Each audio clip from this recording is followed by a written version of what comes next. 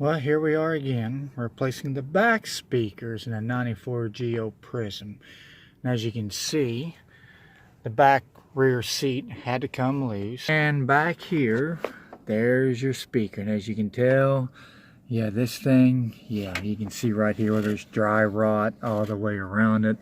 So yeah, we're going to go ahead and replace that today. Now, I would take the rest of that completely apart, but I don't think it's actually necessary. I'm just going to pop out the screws and replace this.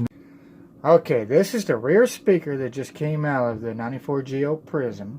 And the only thing I've done is unmounted the main screws to hold the entire harness into the rear dash of the car. Now chances is, as you can see here, yeah, this thing is going to be a hard remove even if you take them out. So all you can do is take the screws out and from the back end push it out. And then you can put your brand new speakers into place. But when it's this old and it's this corroded, look at this. This is all dry rot, which meant that this speaker should have been changed years ago, but it was never changed.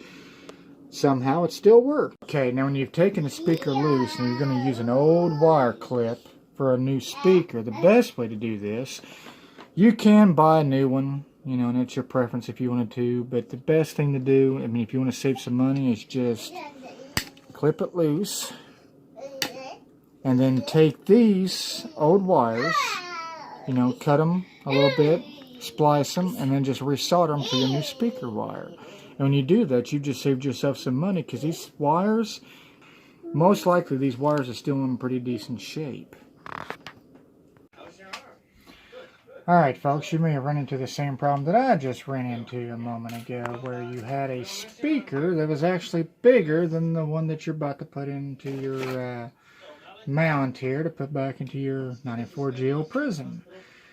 Well, I didn't have a bracket other than this one. Well, now here's an idea for you that may save you another 25 to 30 bucks from any place you want to go.